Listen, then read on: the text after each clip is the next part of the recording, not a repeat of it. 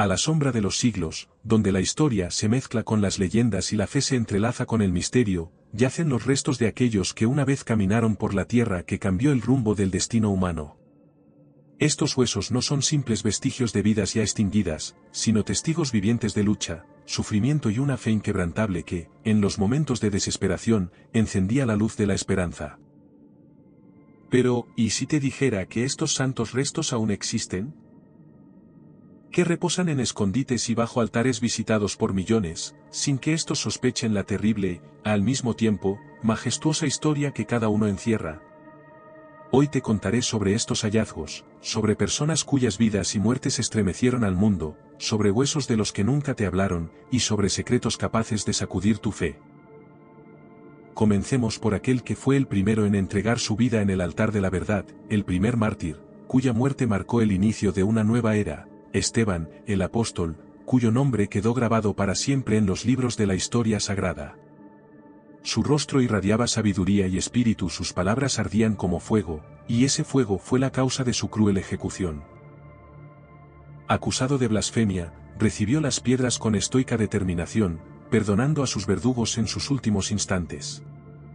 Sus restos fueron hallados siglos después, en la oscuridad del olvido, ocultos y protegidos, pero ellos se convirtieron en el primer símbolo de una fe firme que resistió las más brutales pruebas del tiempo.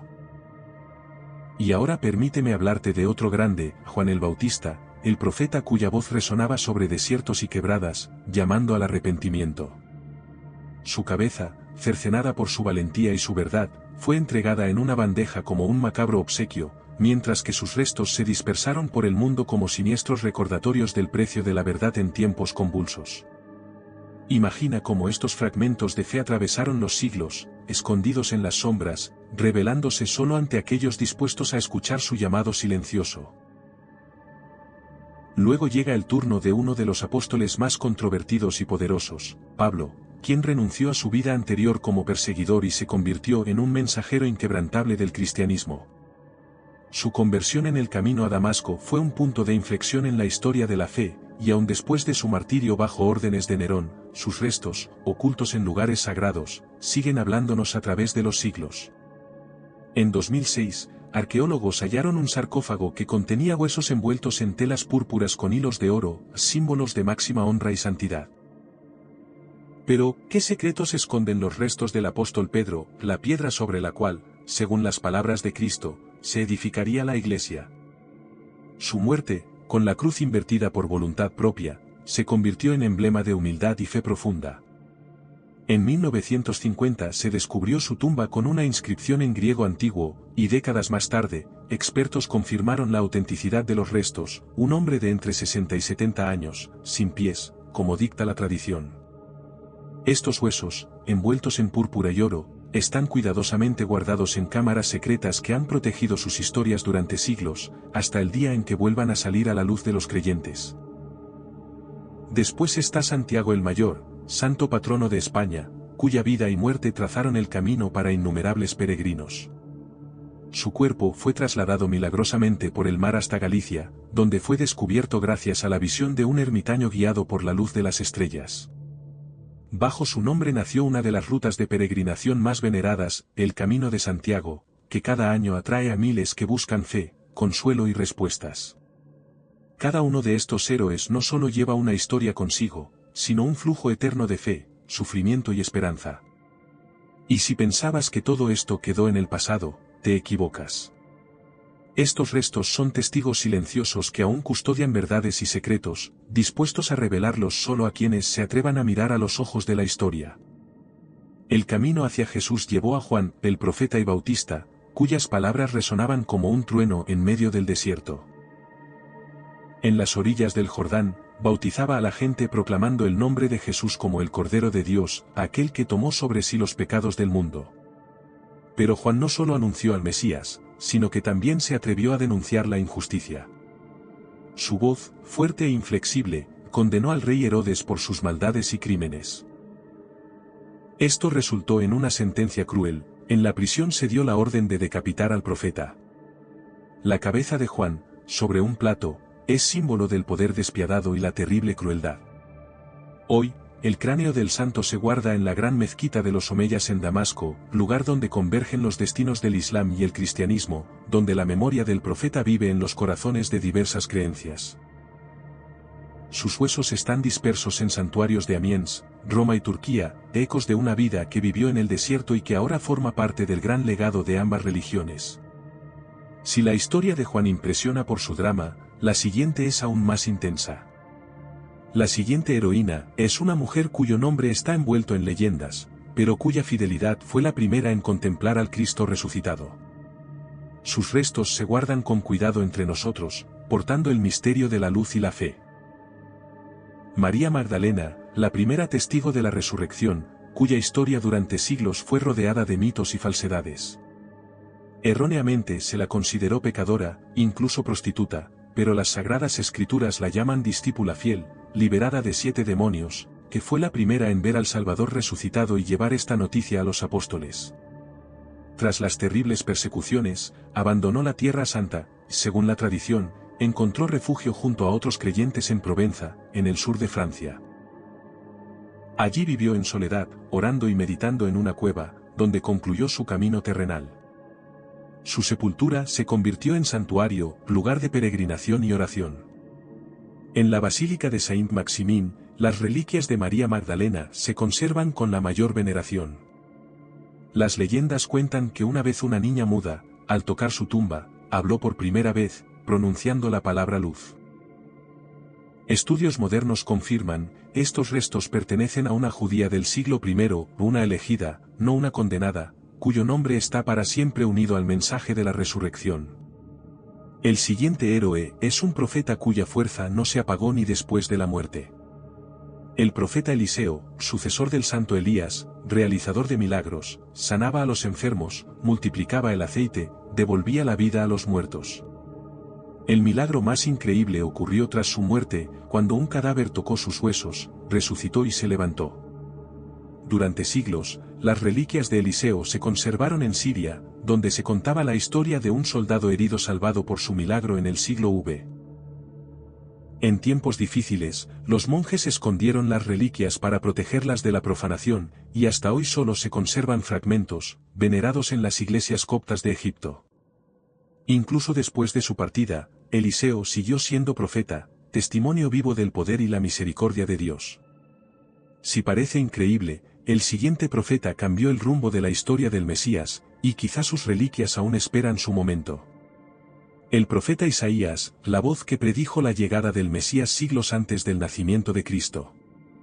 Anunció al mundo el sufrimiento, la muerte y la redención que debían ocurrir. La tradición dice que Isaías fue asesinado por orden del rey Manasés y enterrado en secreto cerca de Jerusalén. Su tumba permaneció oculta durante mucho tiempo, pero las crónicas bizantinas relatan que parte de sus reliquias fue encontrada y trasladada a Constantinopla. Hoy, fragmentos de los sagrados restos del profeta se conservan en monasterios de Grecia y Turquía.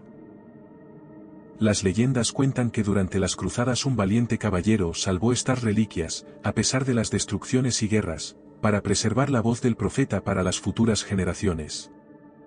Marcos no fue simplemente un discípulo, fue la voz de aquel que estuvo en la sombra del Salvador, quien vio cómo el cielo se abría sobre el agua, escuchó cómo la palabra se hacía carne y guardó esa verdad en su corazón como un arca de fuego, hasta que llegó el momento de grabarla en el pergamino, para que nosotros, nacidos siglos después, pudiéramos una vez más oír el aliento de Dios. Se dirigió al sur, donde el desierto de Egipto raspa el horizonte con arena como un cuchillo, y fundó la iglesia en medio de un mundo pagano, como un hueso atorado en la garganta de los reinos, y por eso fue maldecido por la multitud. Lo arrastraron por las calles de piedra de Alejandría, y cada golpe contra el suelo, cada mancha de sangre que dejaba atrás, como sellos en un evangelio maldito, eran pasos hacia la noche del martirio. Cuando su corazón se detuvo, sus fieles discípulos, como fantasmas, bajo el manto de la noche lo sacaron de la vista de los enemigos y lo escondieron en la tierra que él amaba. Pasaron siglos. El mundo olvidó su sufrimiento, pero dos venecianos, guiados por una revelación, se adentraron en el corazón de Alejandría, donde la arena cubría el mármol, y robaron sus restos, sabiendo que si se demoraban serían asesinados. Para pasar la reliquia ante los guardias, ocultaron el cuerpo del evangelista entre carne podrida de cerdo, sabiendo que nadie se atrevería a hurgar en la podredumbre, y aquella carne hedionda fue el único escudo para las reliquias de aquel que un día sostuvo la pluma frente a Pedro. Así, Marcos fue enterrado de nuevo, esta vez en Venecia, bajo la sombra de un nuevo imperio, donde bajo el altar de la gran basílica, consagrada con su nombre, encontró su último refugio. Y solo en 1968, cuando los restauradores abrieron las profundidades secretas del templo, sus dedos tocaron huesos, quemados por el tiempo, pero intactos por la mentira. El análisis por carbono 14 susurró aquello que incluso los creyentes temían, era él. Un hombre del primer siglo. De la primera sangre. Del primer anuncio. Y si parece que la historia terminó, te equivocas. Porque la carne, consagrada por la verdad, no muere. Brotan en los altares, resuenan en el mármol, sangran a través de los siglos. Marcos no solo escribió sobre milagros, él se convirtió en uno. Cuando Pedro aún dudaba, Andrés ya había dado el paso. No necesitaba un milagro para creer, bastó una mirada, una palabra, hemos encontrado al Mesías, y desde ese momento dejó de pertenecer a sí mismo. Pescador de sangre, apóstol por vocación, testigo no solo de la vida sino del misterio ante el cual los ángeles guardaban silencio.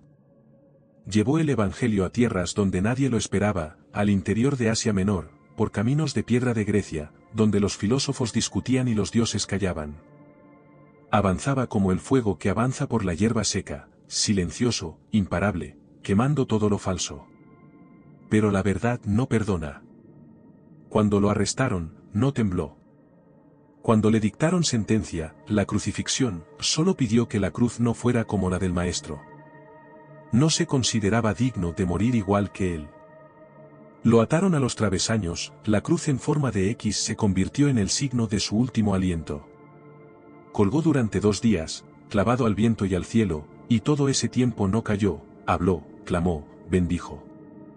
La gente se reunía, incapaz de irse, como si la muerte se convirtiera en predicación. Y cuando finalmente su cuerpo se ablandó, como una llama que exhala la brasa, una mujer llamada Maximila, esposa del propio gobernante romano, se acercó al cuerpo de quien la había sanado y asumió el último servicio, entregar sus restos al reposo sagrado. Pero eso tampoco fue el final. Siglos después, el emperador Constancio II ordenó trasladar las reliquias de Andrés a Constantinopla, la capital del imperio, donde los restos de los apóstoles se convertían no solo en reliquias, sino en símbolos de protección celestial. Luego, durante las cruzadas, parte de esas reliquias llegó a Amalfi, Italia. Y en 1964, casi 1500 años después de su última predicación desde la cruz, el Papa Pablo VI devolvió el cráneo de San Andrés a Patras, en Grecia, el lugar donde murió.